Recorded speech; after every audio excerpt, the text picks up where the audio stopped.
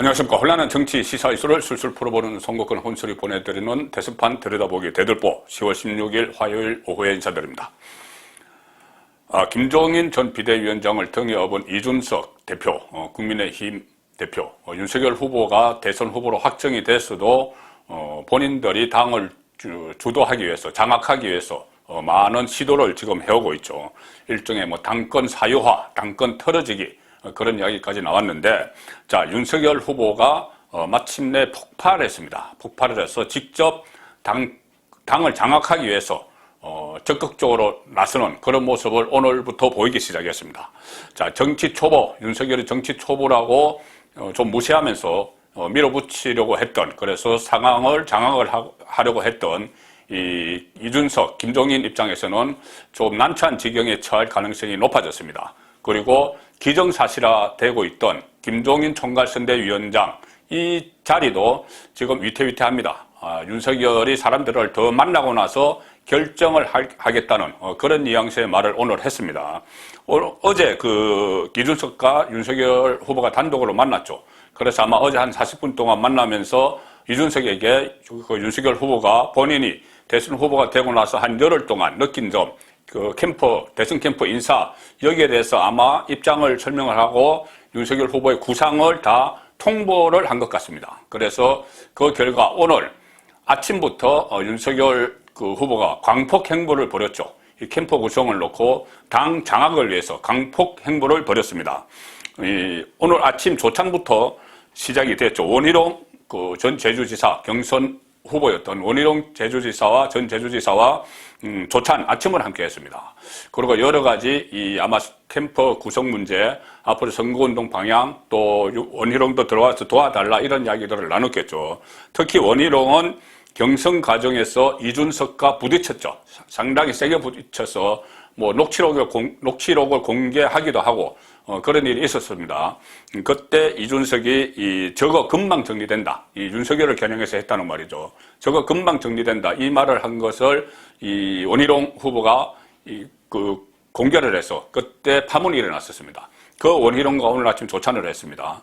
이준석의 아킬레스건을 많이 알고 있는 원희룡이죠. 그리고 오전에는 서울 여의도 당사에서 나경원 전 의원을 만났습니다.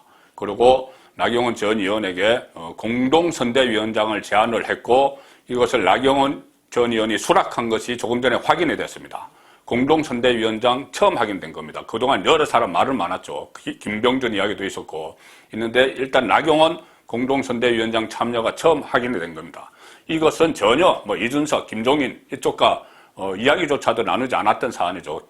윤석열 혼자 결정을 했습니다. 그리고 점심은 상당히 또 의미 있는 자리를 가졌는데 국민의힘 소속 국회의원 초재선 9명과 같이 식사를 했습니다. 그리고 이 9명과 식사를 한 것은 윤석열 후보가 당의 후보로 선출되고 나서 처음으로 공개적으로 갖는 현역 의원들과의 식사 모임이죠. 그래서 이 현역들부터 일단 내가 좀 단속을 하겠다. 내가 직접 현역 국회의원들과 소통을 하겠다.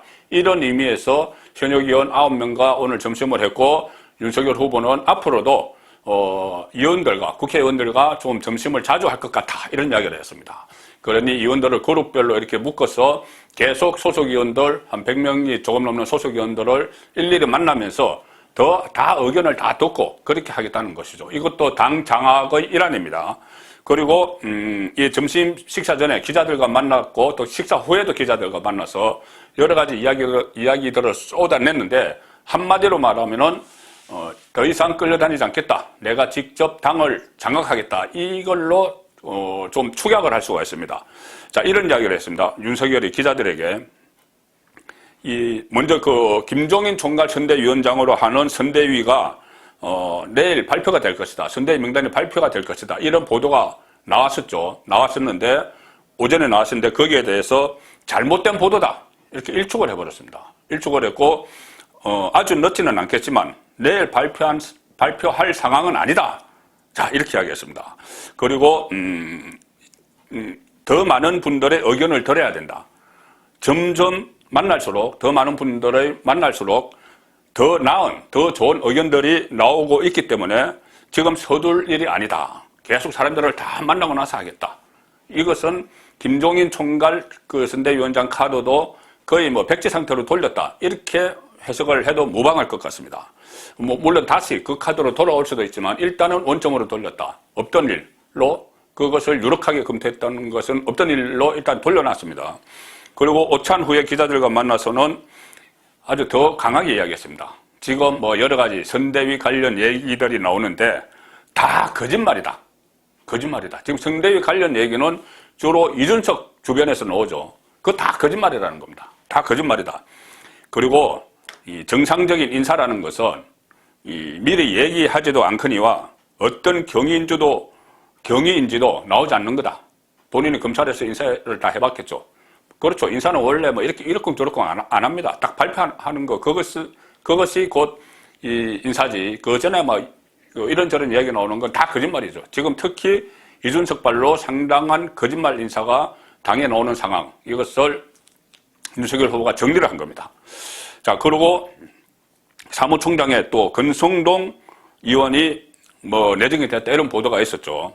이것도 이준석 쪽에서 흘러나온 겁니다. 이준석이 임명을 했던 한기호 사무총장이 이 사퇴를 하자 이준석 쪽에서 이 권성동을 이제 앉히는 것처럼 권성동은 김종인 때 복당이 됐죠. 그래서 김종인과도 가깝습니다. 그래서 물론 윤석열 후보도 가깝지만은 그래서 사무총장의 권성동 이야기가 나오기 시작했는데 여기에 대해서도 윤석열 후보는 결정된 거 없다. 만약에 결정됐으면 발표를 했겠지. 왜 안 했겠나? 그거 결정된 거 아니야? 이렇게 이야기를 했습니다.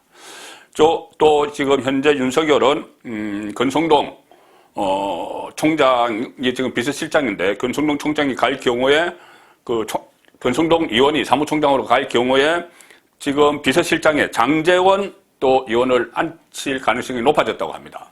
원래 장제원 의원은 윤석열 후보와 상당히 가깝죠. 윤석열 후보가 상당히 신뢰를 하는 걸로 지금 알려지고 있는데 원래 장제원을 비서실장으로 하려고 했다가 김종인이 반대했다. 그런 보도가 나왔었죠. 왜 그러냐면은 장제원은 김종인 비대위원장 시절에 상당히 그 김종인을 비판을 했습니다. 뭐 노회한, 뭐 정치 기술자 이런 식으로 비판을 했죠. 그러니 그때 김종인은 장제원을 향해서 뭐 홍준표 꼬붕이다. 자, 이런 이야기까지 나왔습니다. 이런 이야기까지 나왔는데 그렇기 때문에 장제원을 반대를 했다. 그런데 비서실장에 가는 것을 김종인을 반대했는데 윤석열이 다시 원위치시키는 그런 지금 움직임이 보이고 있기 때문에 이 김종인의 이 입김이 더 이상 미치지 않을 수도 있는 그런 상황으로 가고 있는 것이죠. 그리고 김종인을 오늘 뭐 오후에 만난다는 이런 보도가 또 나오기도 했는데 윤석열이 그것도 일축했습니다. 사실 아니다.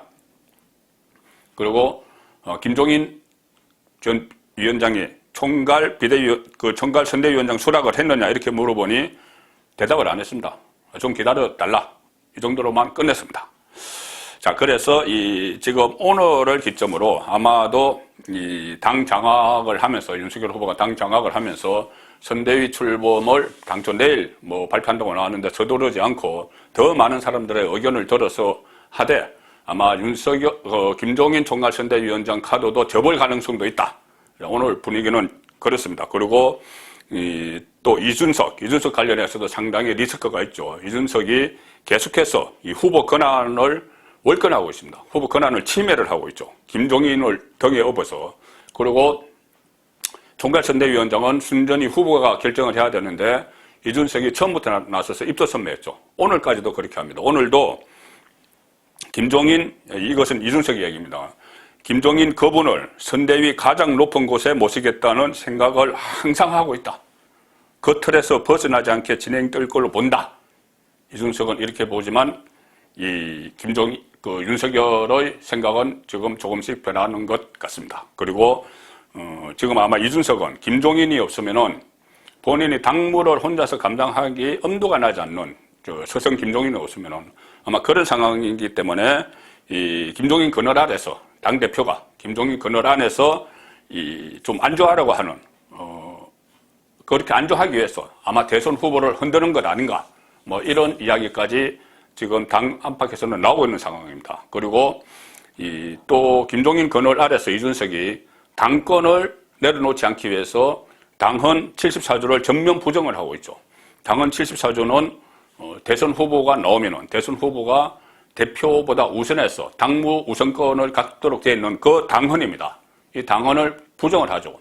마치 이것을 뭐 추미애가 행사했던 수사지휘권 이것과 연결시켜서 윤석열과 대치했던 그 수사지휘권과 연결시켜서 만약에 수사지휘권을 행사했을 때 파국이 난 것처럼 윤석열이 당무 우선권을 행사하면은 파국이 올 것이다. 이런 식으로 거의 뭐 협박까지 하는 그런 상황까지 갔습니다. 자, 당헌은 당의 헌법이죠.